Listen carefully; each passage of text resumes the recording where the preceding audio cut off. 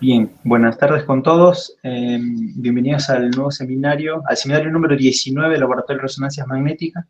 En esta oportunidad tenemos como invitado desde Francia a Matías Grassi, es exalumno del laboratorio. Y nada, sin más que decir, le doy pase a Javier Curiele, también del investigador de resonancias magnéticas, para la presentación. Disfruten la charla. Bueno, muchas gracias Luis por pasarme la palabra y nada, para mí es un placer presentarlo a Matías en este seminario del grupo, del laboratorio. Matías nació allá por el 94 en Buenos Aires y después de un tiempo, digamos, estudió 2 años de ingeniería mecánica en la Universidad de Mar del Plata y decidió venirse a continuar los estudios a Bariloche y se inscribió al Instituto Balseiro, donde entró y realizó un semestre de ingeniería mecánica y ahí algo le hizo un clic y se dio cuenta de que se quería pasar para la física y efectivamente se pasó a la carrera de física. Y la etapa final de la carrera de física del Instituto Balseiro la transitó en el laboratorio de resonancias magnéticas. Eh, Allí, tanto el laboratorio avanzado como la tesina de licenciatura y la maestría la realizó bajo mi dirección y la codirección de Sebastián Bustingorri, inaugurando de alguna manera el laboratorio de microscopía magnetóptica polar y en el seno de una estrecha colaboración entre teóricos y experimentales, y la verdad que fue un placer trabajar con Matías durante todo ese tiempo, fue muy divertido, fue muy motivador desde el punto de vista de las discusiones que teníamos. Y de hecho, el trabajo estuvo súper bueno. La maestría digamos, versó sobre la estadística de avalancha de paredes de dominios magnéticos en películas delgadas, y cuando en aquella época en la que se iba de forma presencial a los congresos, la llevó al Congreso de Física de Argentina, a la reunión de la AFA, y de hecho ese trabajo le valió una mención en el premio Masperi del año 2016. Bueno, una vez que terminó la maestría, Mati se fue al viejo continente a realizar un doctorado en el Instituto de Física y Química de Materiales en Estrasburgo, que es un instituto mixto entre la Universidad de Estrasburgo y el CNRS. Y aunque el proyecto original que tenía estaba relacionado con la propagación de ondas de spin en paredes de dominio magnético, que tenía que ver con cosas que había estado estudiando durante su carrera de grado y la maestría, en realidad terminó enfocándose en modos de ondas de spin en dominios tipo stripes, que es algo que no es estrictamente lo del proyecto original, pero era muy, muy afín. Y bueno, ese tema de trabajo que realizó durante su doctorado tiene, digamos, una estrecha relación, de hecho va a ser lo que nos va a contar ahora en el seminario, y tiene que ver con ondas de spin en distribuciones de la magnetización no uniforme. Estuvo bajo la dirección durante esos años en Estrasburgo de Mathieu Balieu, creo que se pronuncia así. Y bueno, defendió la tesis este año, a principios de abril, si mal no recuerdo, del 13 de abril, y durante el trabajo doctoral, la verdad que hizo cosas muy divertidas, y en particular recuerdo, porque estuvimos hablando en algún momento, nos contó sobre un diodo magnónico, que creo que sobre eso también va a contarnos hoy, que está súper bueno, y eso dio lugar a un trabajo publicado en el Physical Review Applied, que hace un año más o menos, y de hecho fue resaltado por el editor como una sugerencia del editor, porque es el impacto potencial que tenía y lo bien que estaba realizado. Y bueno, nada, ahora está en tratativas para ver dónde continuar su carrera profesional, así que sin más le paso la palabra a Matías, que nos va a hablar de estas ondas de spin en distribuciones de la magnetización no uniforme. Mati, todo tuyo. Muchas gracias, Javier, por la presentación. A ver, vamos a ver si esto se quiere compartir. ¿Ven correctamente mi pantalla? Sí. Muchas gracias. Bueno, muchas gracias, Javier, por la introducción. Muchas gracias por haberme invitado a este seminario, que, como bien dijo Javier, es en el laboratorio que comencé a hacer física experimental de verdad. Así que para mí es un honor poder dar esta charla. Y bueno, veo muchas caras conocidas y otras caras no tan conocidas, así que bueno, espero que después la discusión esté buena. Así que bueno, sin más, comienzo la charla sobre las ondas de spin en distribuciones de la magnetización no uniformes. Que si bien yo no voy a hablar sobre los modos en todos los tipos de magnetización no uniformes, porque evidentemente hay muchos sistemas que pueden tener magnetización no uniforme, es un título que engloba un poco los dos trabajos principales que voy a presentar durante este seminario. Así que engloba un poco ambas cosas. Antes de empezar con la parte técnica, me gustaría presentar el laboratorio donde hice mi doctorado y donde realicé el trabajo que voy a mostrar. Es el Instituto de Física y Química de Materiales de Estrasburgo, ICP-CEMES, que depende conjuntamente del CNAGES y de la Universidad de Estrasburgo, y queda en la ciudad, evidentemente, de Estrasburgo, que está en la región de Alsacia, que está justo en la frontera entre Francia y Alemania, y un poco es una mezcla entre las culturas germánicas y más latina de Francia. Así que bueno, es un cruce de culturas interesante que tenemos acá en el laboratorio. Y bueno, ahora ya paso a la parte más interesante, que justamente mi tema de estudio eran las ondas de spin. Y para entender las ondas de spin, sencillamente voy a proponer la interpretación la más básica, que es si tenemos un material ferromagnético, por ejemplo esta de acá, en donde ven mi mouse, no estoy muy seguro si ven mi mouse. Sí. Gracias. Entonces, si tenemos una configuración de equilibrio, en donde la magnetización apunta en una única dirección, y si introducimos algún tipo de excitación, los momentos magnéticos van a comenzar a precesar en torno a la configuración de equilibrio. Esa precesión puede ser uniforme o puede presentar un desfasaje entre los diferentes momentos magnéticos, como se muestra aquí. En el caso que presente un desfasaje entre los momentos magnéticos, se va a llamar justamente ondas de spin. ¿Y qué es lo interesante? Bueno, es que los podemos excitar y detectar en alguna parte del material ferromagnético, y eso va a permitir la transmisión de información de un punto a otro y su eventual tratamiento. La segunda característica por la cual las ondas de spin nos van a interesar es porque ellas interactúan con la materia y nos van a permitir averiguar o investigar propiedades intrínsecas de la materia. En cuanto a la transmisión de la información, las ondas de spin presentan varias ventajas respecto a la transmisión con electrones. En particular, ya que no hay transmisión de electrones, justamente no hay calentamiento Joule, con lo cual debería implicar un menor gasto de energía, especialmente para todo lo que es refrigeración de los dispositivos. Además, presentan fácilmente efectos no lineales. Si se trabaja a bajas potencias, se puede tener una física lineal, pero rápidamente se obtienen efectos no lineales que pueden ser útiles. Y pueden ser excitadas en un rango de longitud de onda bastante amplio, entre los micrómetros y los nanómetros. Lo cual, en particular, el hecho de que puedan ser excitados en el rango de los nanómetros los hace una plataforma interesante para una eventual miniaturización que es necesaria para hacer dispositivos magnónicos en el futuro, que sean compatibles y que puedan competir con CMOS y con otras tecnologías actualmente existentes. Además, presenta una longitud de coherencia del orden del micrómetro, muchos materiales, lo cual es necesario justamente para poder analizar y hacer cosas con las ondas de spin mientras se van propagando. Todas estas características generan que las ondas de spin puedan ser utilizadas en la computación con ondas, que permite hacer cálculos de forma paralela, y también en la eventual utilización como en las redes neuronales, donde van a acoplar diferentes resonadores magnéticos. Eso los hace un buen candidato para la computación neuromórfica y el reservoir computing, que son dos partes de las redes neuronales.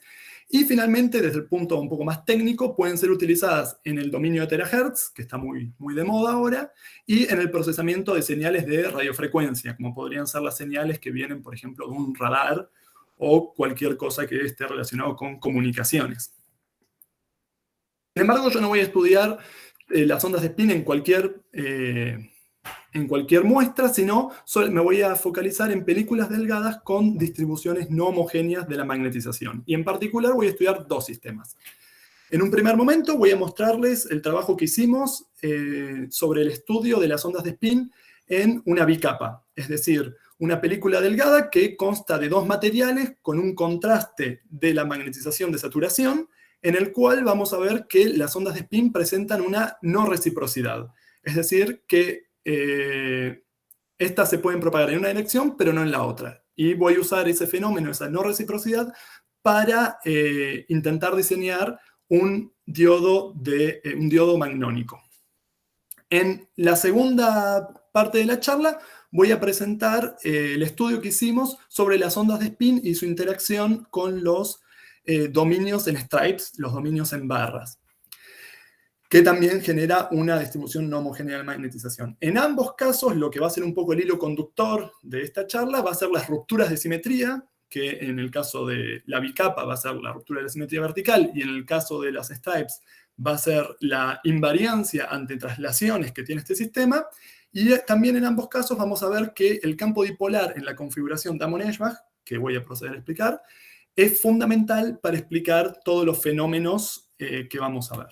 Entonces voy a empezar con un poquito de teoría para entender ambos trabajos, y en particular voy a empezar con la dinámica básica de la magnetización, que todos ustedes probablemente ya conocen, pero siempre está bien refrescar un poco la memoria.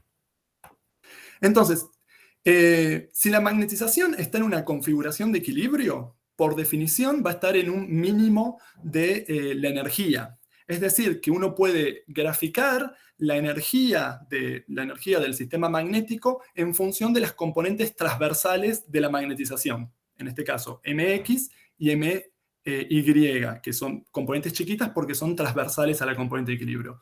Por definición, como M grande, M mayúscula, está en equilibrio, la energía tiene que aumentar al aumentar las componentes transversales. Así que finalmente vamos a tener siempre alrededor del equilibrio un panorama de energía que va a parecerse a un paraboloide.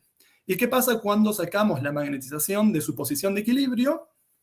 Pues bueno, como la magnetización está asociada a un momento angular, la fuerza de restitución no va a hacer que la magnetización vuelva a su posición de equilibrio por la vía más corta, sino que va a inducir una precesión.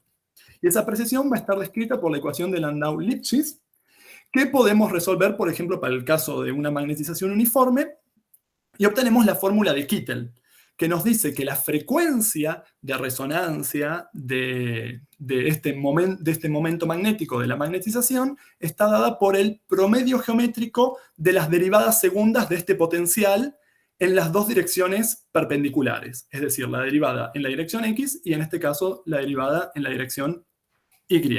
Y para dar algo un poco más contundente, algo más específico, podemos analizar un campo magnético que está en una muestra ferromagnética, que está en un área donde hay aplicado un campo magnético externo, y por la interacción de Zeeman, la energía del sistema magnético va a estar dado por esta expresión en donde el producto escalar entre la magnetización y el campo magnético nos da la energía. Si desarrollamos esta expresión al orden más bajo en sus componentes transversales, obtenemos justamente un paraboloide de revolución.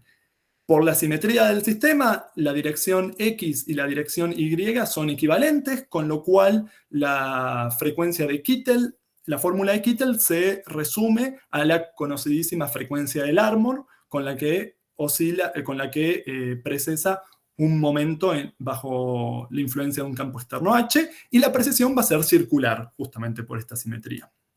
No es el caso que tenemos si analizamos la precesión de la magnetización en una película delgada. En una película delgada vamos a tener que los bordes van a inducir una anisotropía de forma, que es explicada justamente por la interacción dipolar. Cada momento magnético va a crear un campo magnético dipolar, a su vez que va a interactuar con los otros momentos magnéticos. La energía total va a estar dada por la magnetización en cada punto de la muestra, multiplicada por el campo dipolar en ese punto. ¿Y cómo podemos calcular ese campo dipolar? Bueno, en la aproximación magnetoestática podemos usar una ley de Gauss, de la misma forma que calculamos el campo eléctrico, y calcular este campo dipolar a partir de la densidad de carga magnética de volumen y de superficie. Entonces, podemos ver que si la magnetización, por ejemplo, está en una dirección dentro del plano paralela a un campo externo uniforme, las componentes transversales ya no son simétricas, porque la componente transversal vertical va a generar cargas magnéticas de superficie, mientras que la componente horizontal no va a generar ninguna carga, con lo cual va a implicar un mayor aumento de la energía la oscilación de la componente vertical. Con lo cual ahora el paraboloide, que bueno, lo acosté sobre la dirección Y porque estamos justamente, el mínimo está acostado, ya no va a ser lo mismo si estamos en la dirección Z que si estamos en la dirección X, y este paraboloide ya no es homogéneo, con lo cual la precesión se vuelve elíptica, y la fórmula de Kittel es un poco más complicada y toma esta forma.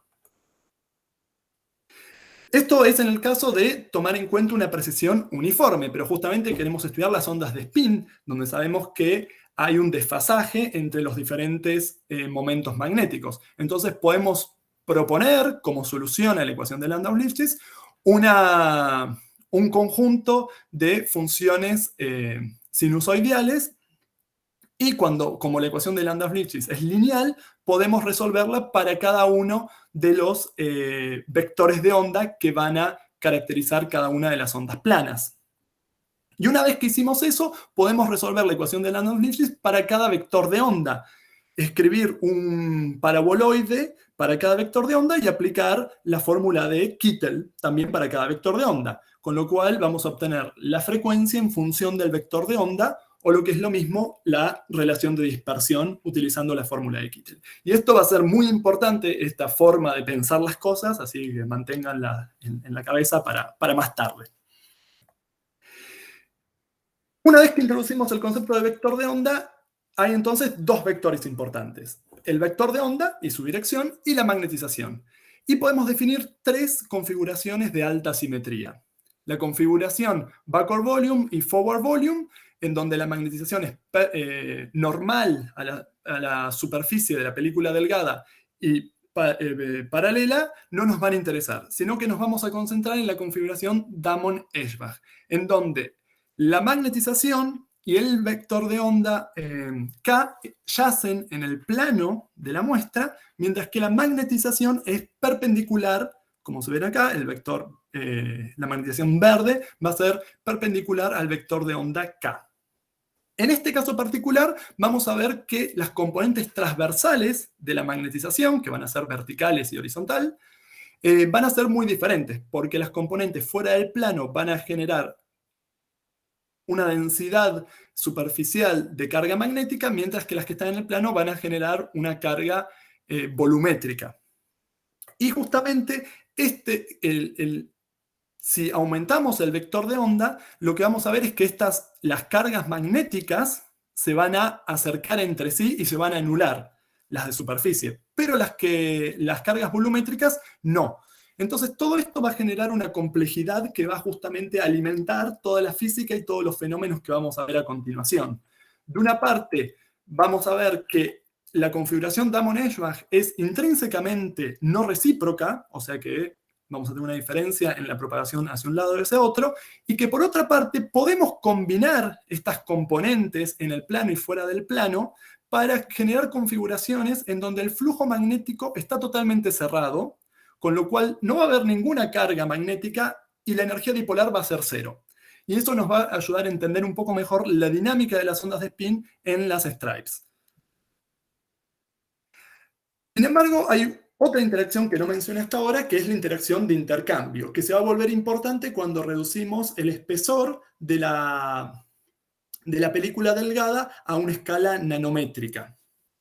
En ese caso, las ecuaciones se vuelven un poco más difíciles y podemos utilizar el método que se llama de Kalinikos-Slavin. En ese método lo que vamos a hacer es, vamos a proponer una base de funciones cuyos elementos sean autofunciones del operador intercambio, que básicamente van a ser funciones sinusoidales, por ejemplo, la función homogénea, una función antisimétrica y las diferentes armónicos superiores. Si hacemos un vector con esos modos y lo introducimos en la ecuación de Landau-Lifshitz, lo que vamos a ver es que esa ecuación se puede escribir como una ecuación de autovectores y autovalores que tiene esta forma, en donde, en el caso particular que elegimos una base con solamente dos elementos, la función uniforme y la función antisimétrica, es decir que acá la magnetización va a estar modulada en el sentido del vector de onda, pero para el elemento uniforme no va a estar modulada a lo largo del espesor. Y para para el elemento antisimétrico va a estar modulado en el espesor, estando en oposición de fase las dos componentes cerca de las dos superficies. Entonces, si hacemos una aproximación y elegimos solo los dos primeros elementos de esta base, podemos escribir la ecuación de Landau-Lifshitz con esta forma, donde C es la matriz dinámica. Y podemos observar que tiene muchos elementos esta matriz dinámica, pero en particular vemos que hay elementos que están dentro de la diagonal principal. Esos elementos van a darnos la autointeracción entre las diferentes componentes, la componente fuera del plano y dentro del plano, de la precesión, pero va a ser la autointeracción de cada modo, del modo uniforme y del modo antisimétrico. Y después tenemos algunos elementos en azul que están fuera de la diagonal principal y van a indicar la interacción mutua entre estos dos elementos, lo cual va a dar lugar a una hibridación entre el modo simétrico y antisimétrico. Y para ver un poco más en detalle cómo es eso, acá les muestro el ejemplo de un cálculo y de una medición en la configuración Damon-Eschbach, en donde justamente se utilizaron las dos primeras bases, la base simétrica y antisimétrica, que son las dos líneas que podemos ver acá que se cruzan, sin tener en cuenta la hibridación o la interacción entre ellas dos. Cuando tenemos en cuenta esa interacción entre el modo simétrico y antisimétrico, podemos ver que un gap se abre, y cuando vamos a medirlo experimentalmente, utilizando espectroscopía Broglie-Blanc, vamos a ver que los puntos experimentales coinciden y muestran que este gap es real, es verdadero. Este es un ejemplo que a mí me gusta mucho porque es una de las primeras mediciones en donde podemos ver bien la relación de dispersión con la espectroscopía BLS. Así que bueno, ahora que ya entendemos un poco mejor cómo las ondas de spin se propagan en las películas delgadas, voy a presentarles el diodo magnónico. ¿Y por qué necesitamos un diodo magnótico? Bueno, pues como dije antes, los magnones pueden ser utilizados en el wave-based computing, pero también en el procesamiento de señales de radiofrecuencia. Pero para hacer todo esto necesitamos circuitos magnónicos, y para eso necesitamos poder diseñar los componentes fundamentales de esos circuitos. La comunidad científica ha trabajado sobre esta línea por mucho tiempo y han desarrollado líneas de retardos, majority gains, others, pero por el momento no hay ningún sistema que pueda ser utilizado, ningún sistema simple que pueda ser utilizado como diodo, es decir, que permita la propagación de ondas de spin en una dirección, pero no en la dirección contraria. Y eso es justamente lo que vamos a estudiar a continuación. Para hacer este diodo necesitamos un sistema que sea no recíproco, es decir, que las ondas de spin que tienen un vector de onda opuesto, con signo opuesto, se van a comportar de forma diferente. Es decir, que la derecha va a tener que ser diferente de la izquierda. Esto se puede lograr utilizando la interacción de Losinski-Morilla. Esta interacción da una no reciprocidad en varias configuraciones, pero tiene el problema o el inconveniente que normalmente tiene un origen superficial, con lo cual hay que trabajar con películas delgadas que son muy finas, tienen un volumen magnético muy pequeño y a veces se tienen problemas para la detección. Además, normalmente la interacción de Losinski-Morilla es bastante difícil de predecir y requiere... y es bastante débil y no lleva a no reciprocidades fuertes como las que necesitaríamos para diseñar un diodo magnónico. Entonces decidimos utilizar una segunda opción, que es la interacción dipolar en la configuración Damon-Eschbach. Y para eso vamos a ver que esta no reciprocidad viene del hecho de que estamos tratando con sistemas magnéticos. Y eso implica, como ustedes saben, que hay una ruptura de la simetría temporal, porque la precesión, según la ecuación de Landau-Lifshitz, se da en una dirección y no en la otra. Siempre se da en la misma dirección. Con lo cual, las ondas contrapropagantes, es decir, que se propagan en direcciones opuestas, tienen una quiralidad, en el sentido de handiness, opuesta. Esto se puede ver fácilmente acá. Justamente acá estoy mostrando las componentes dinámicas de la onda de spin, las componentes transversales, y vemos que si excitamos la onda de spin a partir del centro, como las dos tienen que girar en la misma dirección, vemos que la primera es vertical hacia arriba, la segunda es horizontal hacia la izquierda, y así sucesivamente. Y es cierto para ambas direcciones, pero si ahora avanzamos en esta dirección, vemos que acá es antihorario, mientras que para la izquierda es horario. Y esta diferencia de quiralidad va a ser importantísima. En particular, esta diferencia de quiralidad genera que en la configuración de Amon-Eschbach las ondas tiendan a localizarse cerca de las superficies y van a elegir la superficie de la película delgada dependiendo la dirección de propagación. Y eso es cierto para las películas delgadas que no son tan delgadas, de hecho, que están alrededor de los cientos de micrómetros. Justamente hay un paper de Gigi y otros que utilizan una bicapa, como queremos hacer nosotros, pero con un espesor en el rango de los micrómetros, y obtienen una no reciprocidad justamente por esta localización que hace que las ondas viajen por diferentes materiales. Sin embargo, nosotros queremos ir a la escala nanométrica, y esto de la localización ya no es cierto. Hay no reciprocidad, pero no se suele expresar de esta forma.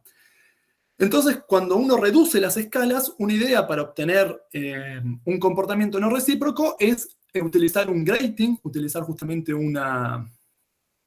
estas barras ferromagnéticas encima de una película delgada. Y esto, como consecuencia de usar este sistema, da lugar a una no reciprocidad. Sin embargo, hacer este tipo de dispositivos requiere litografía y es bastante complejo. Así que lo que intentamos hacernos entonces es algo más simple que reúna las ideas mostradas en estos dos trabajos. Y para eso vamos a utilizar una bicapa magnética y necesitamos entender un poco mejor cómo se da la hibridación entre el modo uniforme y antisimétrico. Entonces, en el caso de la configuración de Amon-Eschbach, la pinta que suele tener la relación de dispersión es la siguiente: un modo uniforme que es muy dispersivo y un modo antisimétrico que no es tan dispersivo, con lo cual se van a cruzar en algún punto. Y acá van a interactuar. ¿Y cómo es esa interacción? Bueno, podemos analizar, por ejemplo, si tenemos el modo antisimétrico, justamente que están en oposición de fase, vemos que se crean cargas magnéticas que producen un campo dipolar uniforme en el plano. Ese campo dipolar uniforme se va a acoplar al modo uniforme y justamente va a provocar la hibridación de los dos modos, generando este gap. Ahora, si vemos esta hibridación, lo que podemos ver es que es carece totalmente de quiralidad, porque si avanzamos en por esta línea de acá, tiene una quiralidad, y si avanzamos por la línea que está cerca del fondo de la película delgada, vemos que tiene la quiralidad opuesta, o sea que en su conjunto no tiene ninguna quiralidad. Esto pasa para un film simple. Pero ¿qué pasa en el caso de la bicapa? En una bicapa en donde los dos materiales tienen una magnetización de saturación diferente, por ejemplo, la magnetización de saturación de la parte de arriba es más grande que la de la capa de abajo, lo que vamos a generar es un campo dipolar extra que también es uniforme, pero que va a ser vertical. Entonces, si sumamos el campo dipolar original más el campo dipolar de la bicapa, lo que obtenemos es un campo dipolar que tiene una quiralidad dada. Y como pueden observar, yo nunca hablé de la dirección de la onda de spin. Es decir, que esta quiralidad es intrínseca y depende solo del contraste de la magnetización de saturación. Y al ser intrínseca, significa que no va a cambiar con el vector de onda, con lo cual se va a poder acoplar mejor a una dirección que a otra y nos va a llevar a tener una hibridización no recíproca. Y justamente la hibridización va a ser más fuerte para un K que para el K con el signo diferente. Y eso es lo que está en el centro de nuestro diodo magnónico. Y para meter algunos números utilizamos un programa que se llama SWIM, que fue desarrollado en nuestro laboratorio por Henry. Y justamente nos permite resolver la ecuación de Landau-Lifshitz utilizando el método de Kallinikos-Slavin, utilizando una base muy, muy larga. Y lo que vemos es que para un film simple, o sea, monocapa, obtenemos una relación de dispersión totalmente simétrica, totalmente recíproca, como esperamos, y para una bicapa obtenemos algo que es no recíproco.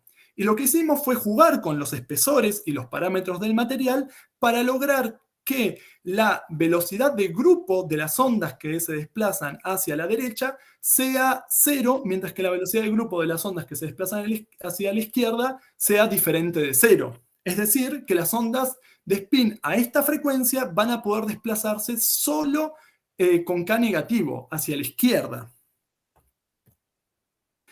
Y para llevar a cabo y poder hacer mediciones, decidimos, una vez que jugamos lo suficiente con estas simulaciones, con este programa, decidimos construir la siguiente bicapa de permaloy, cobalto, hierro, boro. Y para poder medir cuál es la relación de dispersión, utilizamos la espectroscopía BLS, Blue Line Light Scattering. En este tipo de experimento, lo que se hace es envía un haz de fotones que van a incidir en la muestra con un cierto ángulo, y va a haber dos procesos. En un proceso se puede crear un magnón, con lo cual la luz reflejada por la muestra va a tener un corrimiento hacia frecuencias menores, o la aniquilación de magnones, en donde el fotón va a absorber un magnón y va a aumentar su frecuencia. Es decir, vamos a tener la típica situación Stokes anti-Stokes. Y por conservación del momento lineal, lo que vamos a ver es que los procesos Stokes y anti-Stokes van a generar magnones en direcciones diferentes. Uno va a ir hacia la izquierda y el otro va a estar yendo hacia la derecha, si incidimos siempre desde la misma dirección. Entonces, cuando analizamos un espectro de BLS, vamos a tener este tipo de cosas, en donde los corrimientos de frecuencia positivos van a corresponder a K positivo y los corrimientos negativos van a corresponder a K negativo. Y si ahora cambiamos el ángulo de incidencia, vamos a poder excitar diferentes vectores de onda, que la relación entre el ángulo de incidencia y el vector de onda excitado está dado por esta fórmula. Y como ven, a diferentes ángulos obtenemos diferentes resultados y podemos obtener la relación de dispersión en su totalidad. Y como vemos, los puntos experimentales coinciden con las predicciones hechas con el programa SWIM, y justamente uno esperaría un comportamiento de diodo magnónico de esta bicapa. Pero para saber que realmente estamos tratando con un diodo, necesitamos ver la propagación. Y para eso necesitamos hacer mediciones inductivas. En las mediciones inductivas lo que vamos a hacer es, por litografía electrónica, vamos a crear dos antenas que vamos a conectar a un VNA, a un analizador vectorial de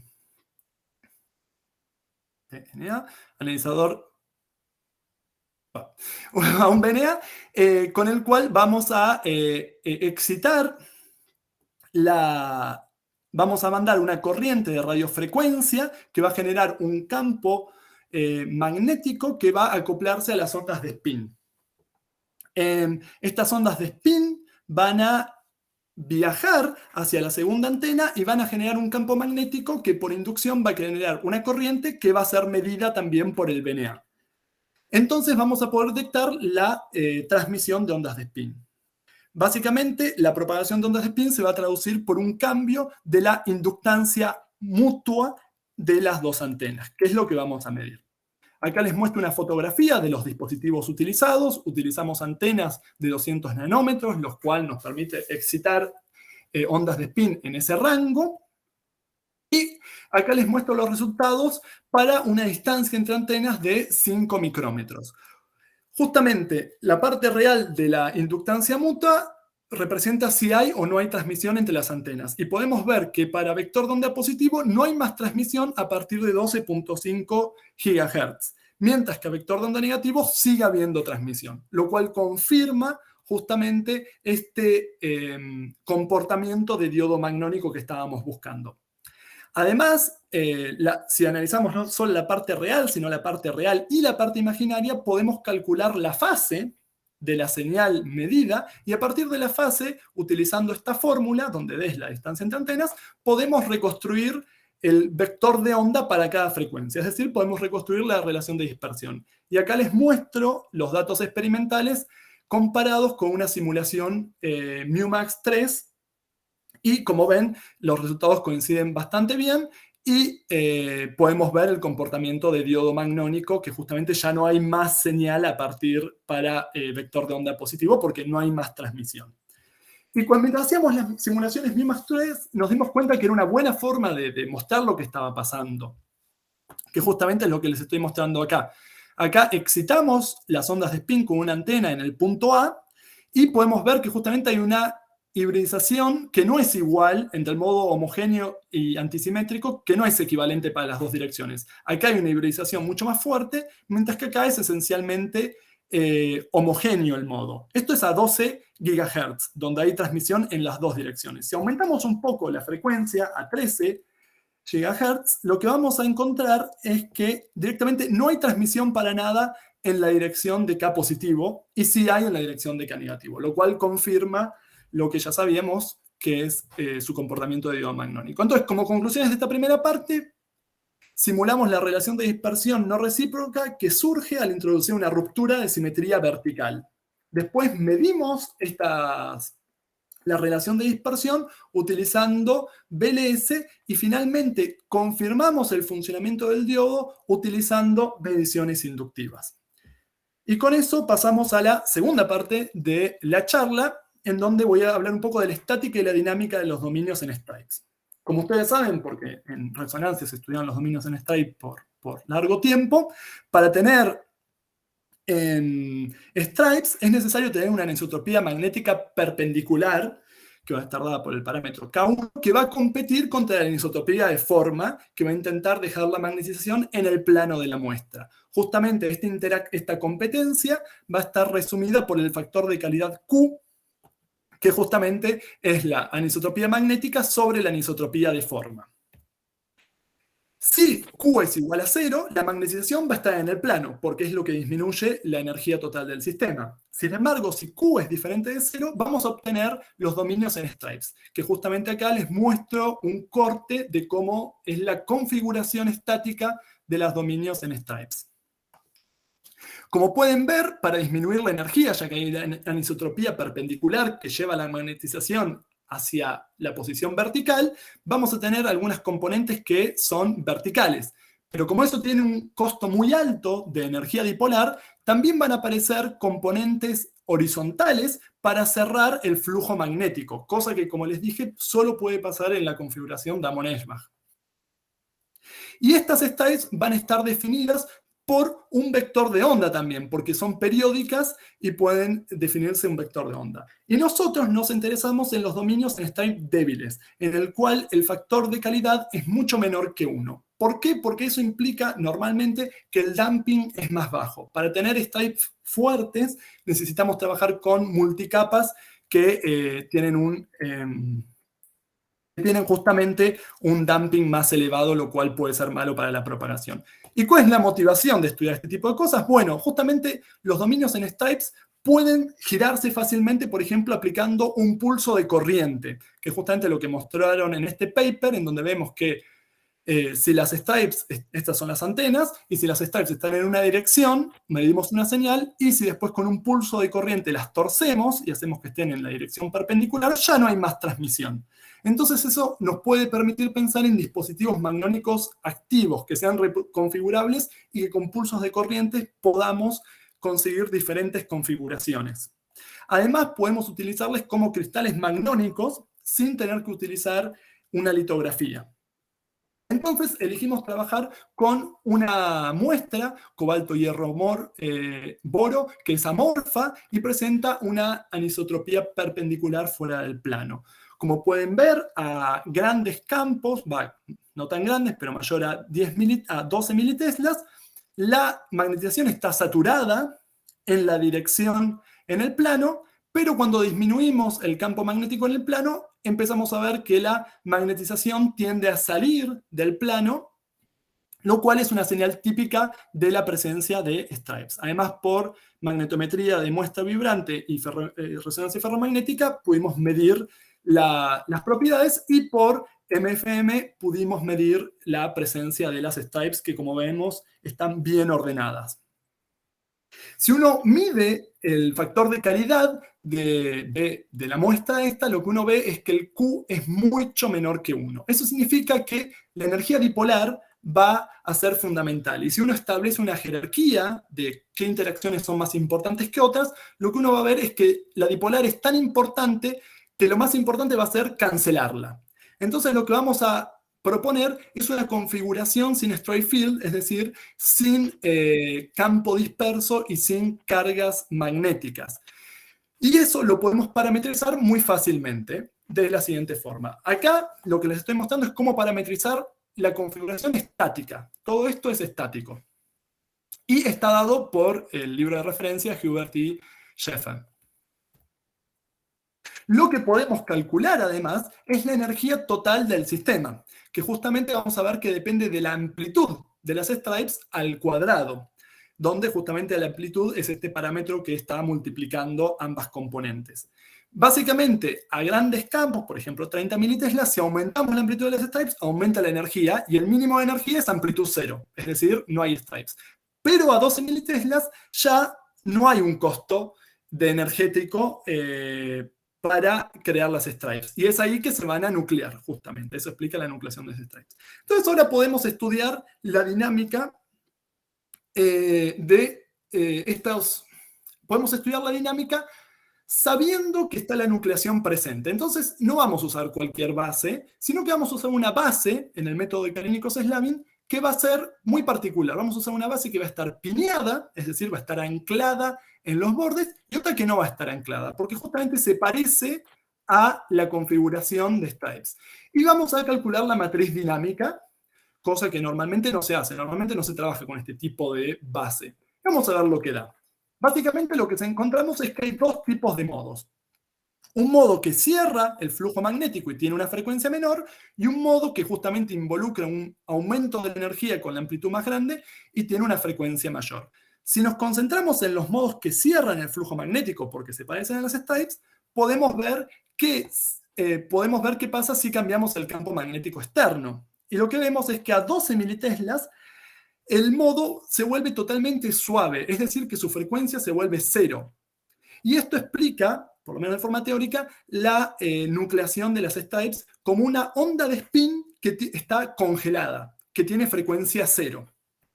Y justamente queríamos ver si esto era cierto o no, y para eso hicimos experimentos también BLS, en donde obtenimos todos los modos, los tres principales modos, pero nos vamos a concentrar en el modo de más baja frecuencia, y vemos justamente que a 30 militeslas tiene una frecuencia bastante lejos del cero, pero después nos acercamos a cero. Sin embargo, no logramos ver la parte realmente suave, porque está el pico de scattering inelástico. Así que lo que hicimos fue cambiar del láser verde a un láser azul, repetir la medición, pero esta vez dejar el ángulo fijo de incidencia, es decir, que vamos a medir a un K específico.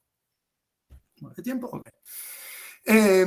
Entonces, lo que vamos a hacer acá es ver cómo cambia la frecuencia para un vector de onda fijo en función del campo magnético. Y como vemos, la frecuencia va cayendo al disminuir el campo magnético, y esto extrapola, si uno continúa, a 12 militeslas que tengamos la nucleación. Así que es la demostración experimental de que evidentemente las stripes pueden ser consideradas como ondas de spin de frecuencia cero.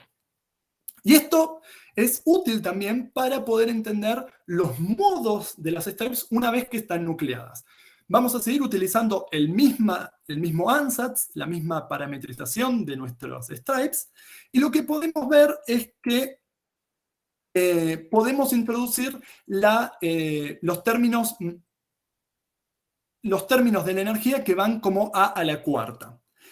Y si introducimos eso, vemos que, bueno, a 30 militeslas la energía aumenta, pero una vez que estamos por debajo del campo de nucleación, ahora la amplitud no va a tender a ser cero para minimizar la energía, sino que va a ser diferente de cero.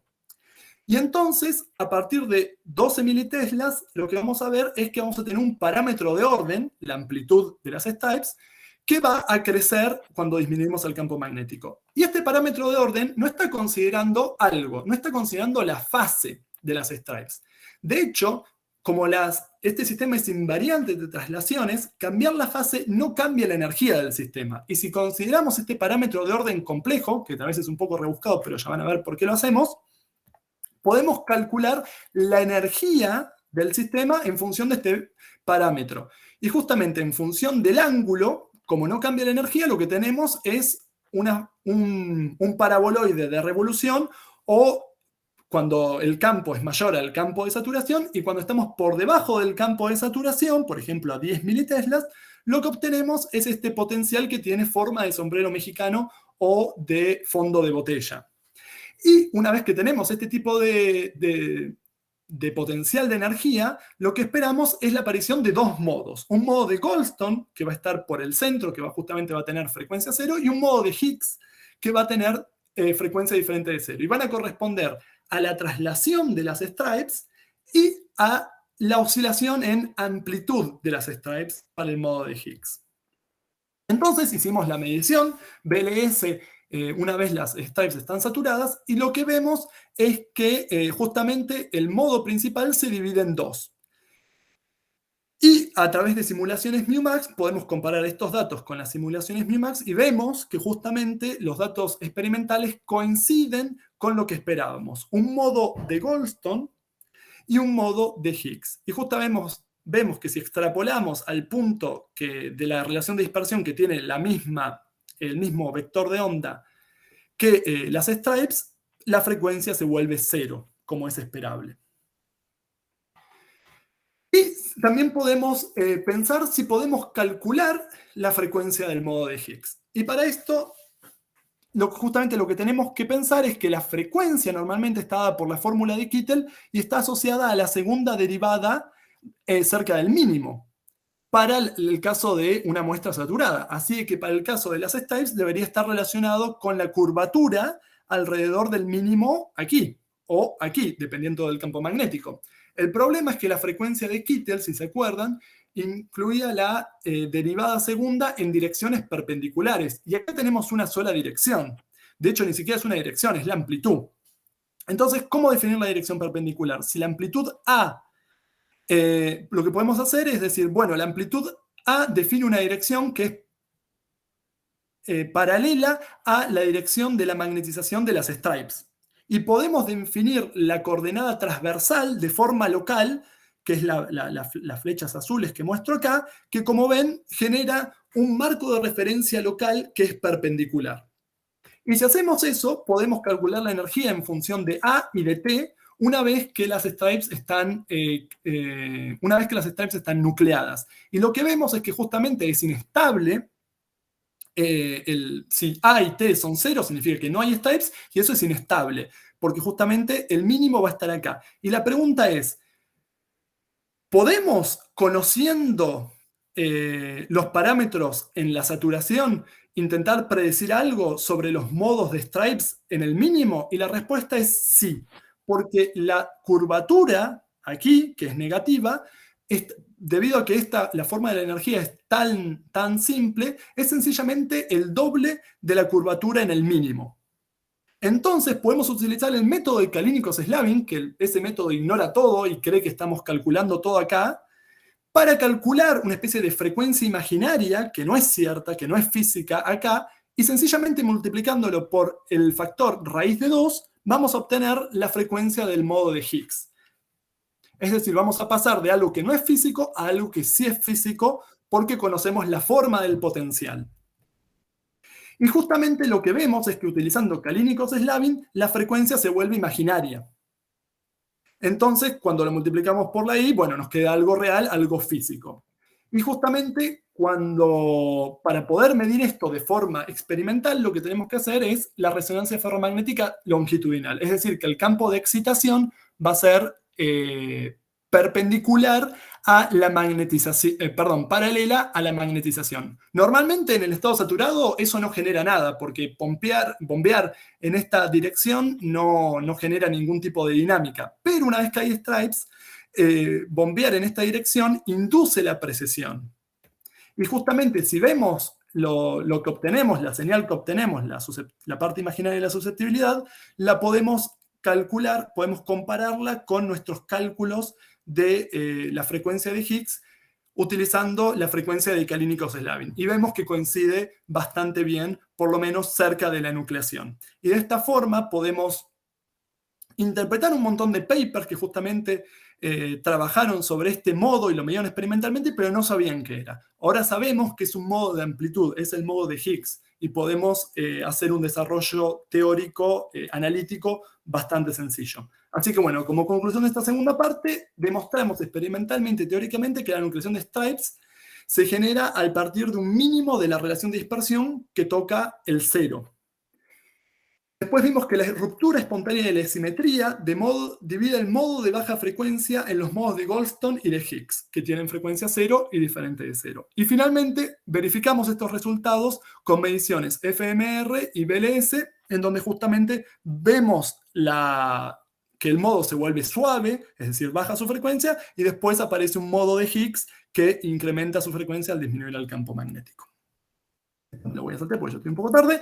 Y después, como perspectivas, bueno, hay bastantes cosas que se pueden hacer, pero particularmente con la no reciprocidad estaría bueno hacer la excitación paramétrica, en donde se generan dos magnones que tienen que ser, que tienen el mismo K y el mismo F, pero en un sistema que tiene una no reciprocidad no sabemos qué va a pasar. Así que sería interesante. Y después estaría bueno también hacer excitación paramétrica cerca del mínimo, porque la excitación paramétrica se vuelve muy efectiva cuando la frecuencia baja. Así que para los que sepan lo que es la excitación paramétrica, bueno, probablemente esto sea interesante. Y después sería interesante ver la propagación de ondas de spin en las stripes, en las dos que eran cosas que teníamos que hacer, pero no tuvimos tiempo. Y finalmente ver si este modo de Higgs y de Goldstone, que muchos se preguntarán, si tiene una analogía con el mecanismo de Anderson-Higgs, que si quieren lo podemos discutir después, de hecho hay algunas ideas. Y eso es todo. Y bueno, finalmente agradecer a todas las personas que hicieron posible este trabajo, en particular mi director de tesis, Mathieu Bayel, y Yvan Rie y Daniel Stoffler, que se dedicaron más a la parte de simulaciones, Damián, que era un postdoctorado y empezó todo esto, Salia, que me ayudó a hacer mediciones Kerr, que no mostré acá, pero también fueron útiles, y José, que es otro doctorando que trabajó conmigo. También todo el equipo de la Universidad Técnica de Kaiserslautern, que me apoyaron y me invitaron a hacer las mediciones BLS a su universidad durante una semana, y en particular a Moritz, que, bueno, me ayudó todo el tiempo, y al Instituto Jean Lamour, con Michel y Daniel Lacour, que hicieron las muestras y una parte de la caracterización. Y finalmente a Thibaut y a Jean-Paul del laboratorio Citroën, que nos ayudaron con las discusiones. Así que bueno, eso es todo lo que les quería presentar. Muchas gracias. Gracias, Matías. Muy buena la charla. Gracias, Matías. Bueno. Se ve que hay muchísimo trabajo, hay un montón de cosas. A mí me gustó la parte de las ondas de spin en los sistemas bicapas. A mí me abro la sesión ahora a preguntas. Yo tengo alguna, pero si alguno quiere comenzar, solo levante la mano o le escribe si quiere.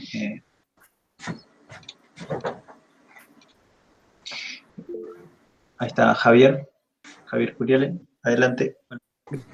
Gracias, Luis. Gracias, Mati. Muy buena la charla. Che, me llamó la atención en las simulaciones MUMAX que mostraste cómo se generaban las ondas de spin. Cuando entendí que vos estás aplicando radiofrecuencia en el terminal A, ¿no? O sea, vos pasas una corriente de alta frecuencia en A, y eso genera, digamos, algún campo en torno al tipo Ørsted Field, en torno al cablecito. Me llama la atención que la nucleación del dominio, digamos, opuesto empieza por abajo del cable. Uno típicamente se imagina que el campo magnético en torno al cable tiene que caer, y seguro que es más grande en torno al cable que lejos del cable. Entonces quería saber si vos entendés eso, por qué la nucleación, por qué la reversión, la inversión de la magnetización comienza en la cara de abajo y no la de arriba. Debe tener que ver totalmente. Simetría. De hecho, tal vez eso de que empieza por debajo es un poco, justamente, tiene que ver más bien con el sentido de cómo es esta hibridización no recíproca que genera que este perfil no es simétrico, sino que hay como un pequeño nodo abajo que arriba, y eso genera esta especie de ilusión óptica, tal vez, de que parece que se nuclea desde abajo hacia arriba. La verdad es que en realidad este esquema puede ser un poco confuso porque no corresponde a la realidad de la simulación. lo que hicimos para hacer esta simulación Mumax fue aplicar un pulso de campo magnético, de hecho. No simulamos la antena porque eso era una complejidad extra, directamente pusimos un pulso de campo magnético oscilante que es homogéneo en el espesor. O sea que en realidad no es que hay una antena, uno se puede olvidar, las puse sencillamente para relacionarlo con el experimento y que sea entendible, sino que es algo homogéneo en el espesor y más abstracto, es un pulso, una delta de campo magnético oscilante. Perfecto. Así que gracias. Es homogéneo y sencillamente esto que parece que es desde abajo hacia arriba es por la asimetría. Sí. Muy bien, bueno, perfecto, muchas gracias. No, gracias por la pregunta. Gracias, Javier. Creo que Alejandro había abierto el micrófono para hacer una pregunta. ¿Puede ser? Sí, yo quería, bueno, de nuevo, felicitaciones, realmente un laburo increíble. Quería saber un poquito más en las muestras que se formaron Stripes, que usaron cobalto, hierro, boro. ¿Por qué la elección de cobalto, hierro, boro y no algún otro material que se forman Stripes a espesores más delgados y con periodos más chicos? Justamente, bueno, gracias por la pregunta, me das la oportunidad de discutir eso. Obviamente eso formó una buena parte de mi doctorado, el elegir la muestra correcta, y hubo muchas discusiones al respecto. Hay varias razones para elegir el cobalto hierro boro. La primera es que tiene un damping bajo, lo cual nos gustó mucho. La segunda es que es amorfo, es un material amorfo, con lo cual no hay anisotropías cristalinas extra, más allá de la anisotropía fuera del plano. Después descubrimos que también había una anisotropía dentro del plano, por la dirección del sputtering y el campo magnético aplicado durante el sputtering, que bueno, eso nos complicó un poco la vida, pero la idea era no tenerla, justamente de la mano de que era algo amorfo y debería ser más simple. La tercera razón es que, como ves, las stripes están bien alineadas, que es algo que a nosotros nos gustaba. Justamente teníamos miedo, como nosotros hacemos mediciones, por ejemplo, BLS, el spot es enorme. El spot del BLS a veces tiene 50 micrómetros, o sea, incluye muchísimos periodos de las stripes. Y si hay algún tipo de branching o cualquier tipo de imperfección, eso genera que no haya ninguna señal. O sea que realmente necesitamos una muestra que tenga una alineación de las stripes que sea prácticamente perfecta. Otra cosa que nos gustó bastante es justamente el hecho de que el periodo no sea tan chico. Porque si el periodo es muy chico, se complica mucho medir. Se complica especialmente para el BLS, porque como ves alguna medición de BLS, nosotros podíamos llegar, de hecho acá yo no mencioné, pero son otras mediciones viejas, uno puede llegar más o menos hasta 20 radianes por micrómetro. Y si uno se va a espesores más chicos, eso implica una longitud de onda más chica, y significa que el mínimo también se dispara. Por ejemplo, en un momento habíamos utilizado muestras de cobalto-níquel, una multicapa de cobalto-níquel, de 50 nanómetros, y bueno, el K se va a 60 radianes por micrómetro, con lo cual está muy lejos y es imposible medir, y hubiera sido imposible hacer este tipo de mediciones, que es justamente a 21 radianes por micrómetro, y está un poco al límite de lo que podíamos medir. Y finalmente, otra razón es que en Nancy, la gente que trabajaba con nosotros, ellos dominaban bastante bien la fabricación de cobalto, hierro, boro, con lo cual también estaba bueno porque conocíamos bien al sistema. Ok. ¿Podrían haber usado Permaloy? ¿Analizaste eso? Que es el otro que da así periodos grandes y... Sí, totalmente. Sin embargo, sí, el Permaloy. El problema del Permaloy es que hay una anisotropía dentro del plano, normalmente, si no me equivoco. Y eso no nos gustaba mucho. Justamente queríamos hacer algo que sea más simple. Queríamos que esté la simetría de rotación presente. Okay. Pero se podría haber utilizado Permaloy. Sí, tiene un damping bajo. Podríamos haber hecho, de hecho, es algo que estábamos analizando después. Pasar a Permaloy. Bien, gracias, y de nuevo felicitaciones. No, gracias por la pregunta, Alejandro. Bien, Alejandro. Julián tenía una pregunta, me parece. Sí, gracias, Luis. Hola, Matías, ¿qué tal? Che, buenísimo el trabajo. Nos viene bárbaro todo este background teórico para ver cómo analizamos también nuestras cosas con Stripes. Te quería preguntar, ¿qué es eso de la excitación paramétrica? Sí. básicamente la excitación paramétrica es bastante parecido al experimento este que muestro acá, en donde uno bombea en la dirección que uno espera que no suceda nada. Justamente si uno justamente está en esta configuración, ¿no? Tenés la magnetización, que es paralela al campo magnético externo, y uno tiene un campo de bombeo que es paralela a la magnetización, normalmente no pasa nada. Pero eso es cierto a primer orden. Si uno considera los efectos no lineales, y en particular si la precesión de la magnetización es suficientemente elíptica, lo que vamos a ver es que bombear en esta dirección puede generar magnones. Porque si uno justamente piensa que la precesión es suficientemente elíptica, lo que va a pasar es que durante la precesión, la magnetización va a moverse un poquitito en esta dirección.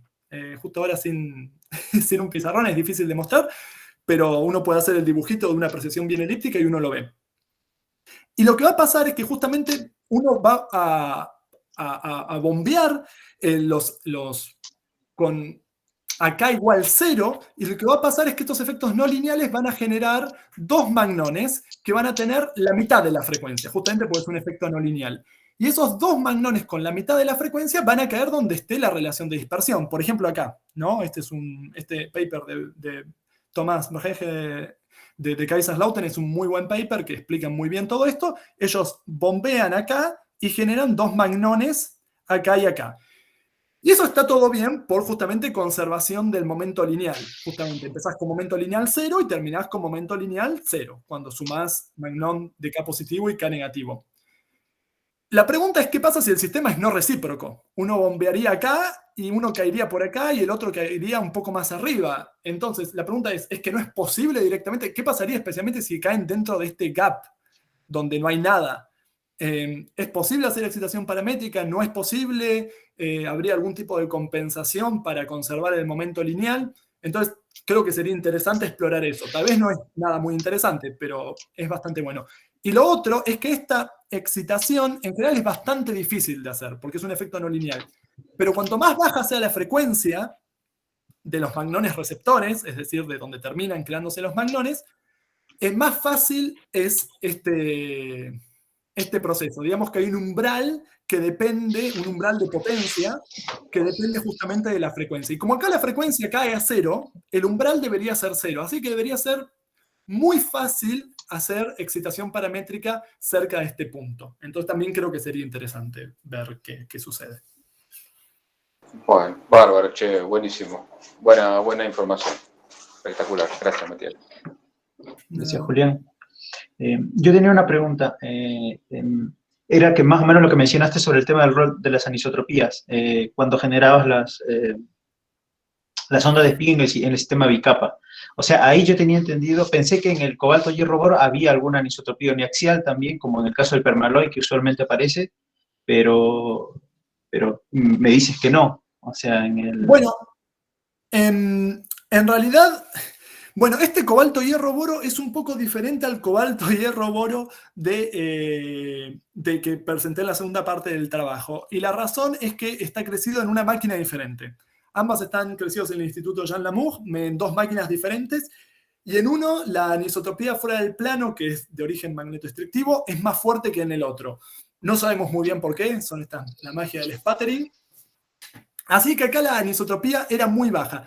Sin embargo, cuando hicimos las simulaciones SWIM y hicimos la caracterización correcta con la resonancia ferromagnética del permaloid y del cobalto hierro boro, de hecho, hicimos muestras que eran solo permaloid y solo cobalto hierro boro de 26 y de 20 nanómetros para ver cómo se comportaban individualmente, vimos que había una pequeña contribución fuera del plano, pero es casi despreciable. Acá en esta introducción, en esta simulación, y en particular para comparar con los datos experimentales, lo metimos. Pero es una corrección mínima. Y no es necesario incluirla y no es necesario para la física. De hecho, te puedo mostrar cómo es los resultados si no se incluye esta anisotropía. Y es así. Esto es un cálculo que hice con matemáticas siguiendo el approach Kalínikos-Slavin, que no incluye ningún tipo de anisotropía, y como ves, la pinta es muy similar. Y es todo muy, muy similar. Después, bueno, son un poco otros números, por eso tal vez son un poco diferentes, pero no es necesario para la física tener una anisotropía. Nosotros contamos con un contraste de la saturación, de la magnetización de saturación, nada más. y eso es suficiente. Okay. De hecho, a esos espesores no hay stripes en ninguno de los dos, ni en permaloy ni en cobalto hierro. No. De hecho, justamente para el diodo, tener stripes hubiera sido una catástrofe. Claro. De hecho, después estuvimos viendo el paper de Nadia Álvarez, ¿no? Creo que tenía un paper en eso que justamente ella analizaba las stripes en un sistema bicapa. Sí. Hierro, platino, permaloy. Hierro, platino, permaloy creo que era. Sí, exactamente. Hierro, platino, permaloy con diferentes espesores de permaloy. Y justamente es súper interesante ese paper, lo encontré porque mezcla los dos temas de mi tesis. Mezcla la bicapa con las stripes. Y bueno, me puse a hacer simulaciones un poco sobre con los resultados y hay cosas muy interesantes que salen ahí, pero que no las termino de entender. Porque justamente lo que pasa, cuando uno mete esta no reciprocidad, lo que pasa es que, bueno, ahora vamos a tener dos ramas de la relación de dispersión que van a ser diferentes. Y una de las ramas va a tocar el cero antes que la otra. Básicamente no vamos a tener una relación de dispersión que va a ser asimétrica y van a tocar el cero a momentos diferentes. Y se generan, bueno, es muy difícil de interpretar los resultados de las simulaciones y bueno, me di por vencido, pero hubiera sido interesante tener stripes en la bicapa. Pero bueno, complica muchísimo todo. Mirá vos.